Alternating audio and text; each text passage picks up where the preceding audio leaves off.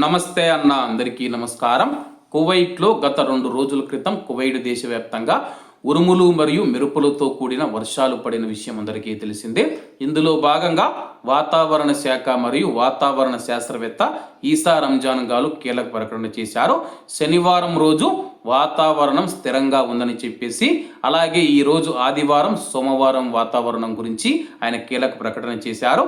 ఆదివారం మరియు సోమవారాల్లో వర్షాలు వస్తాయని చెప్పేసి కువైట్లో ఆకాశం మేఘావృతమయ్యి కువైట్లోని పలు ప్రాంతాలలో తేలికపాటి నుంచి మోస్తారు వర్షాలు కురుస్తాయని చెప్పేసి, అలాగే కువైట్లో ఆదివారం మరియు సోమవారం కొన్ని ప్రాంతాలలో భారీ వర్షాలు పడే అవకాశం ఉందని చెప్పేసి, ఉరుములు మరియు మెరుపులతో కూడిన వర్షాలు కొనసాగే అవకాశం ఉందని చెప్పేసి వాతావరణ శాస్త్రవేత్త ఈసా రంజాన్ గారు తెలిపారు. కువైట్లో తేమ స్థాయిలు పెరగడం, అలాగే దృశ్యమానత కూడా తగ్గుతూ ఉంది.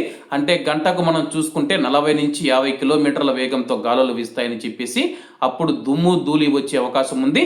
దీనివల్ల దృశ్యమానత అనేది తగ్గుతూ ఉంది. దృశ్యమానత అంటే కానీ మన ఎదురుగా ఉన్న వాహనాలు కావచ్చు, లేకపోతే ఇల్లు కావచ్చు, కువైట్లో ఇసుక తుఫాను వచ్చినప్పుడు ఎలా ఉంటుందో అందరికీ తెలిసిన విషయమే. అలాగే కువైట్లో ముఖ్యంగా తెల్లవారుజామున రాత్రి వేళల్లో మనం చూసుకుంటే కానీ పొగమంచు ఏర్పడే అవకాశం ఉంది. దీనివల్ల రోడ్డు వినియోగదారులు, ముఖ్యంగా డ్రైవర్లు ఎవరైతే ఉన్నారో చాలా జాగ్రత్తగా తమ యొక్క గమ్యస్థానాలకు చేరుకోవాలని చెప్పేసి కువైట్లో ఉన్న అధికారులు కూడా తెలుపుతూ ఉన్నారు.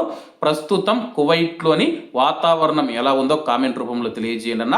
ఈరోజు ఆదివారం, రేపు సోమవారం మనం చూసుకుంటే కువైట్లోని పలు ప్రాంతాలలో మోస్తారు నుంచి భారీ వర్షాలు కురుస్తాయని చెప్పేసి వాతావరణ శాస్త్రవేత్తలు అంచనా వేస్తూ ఉన్నారు.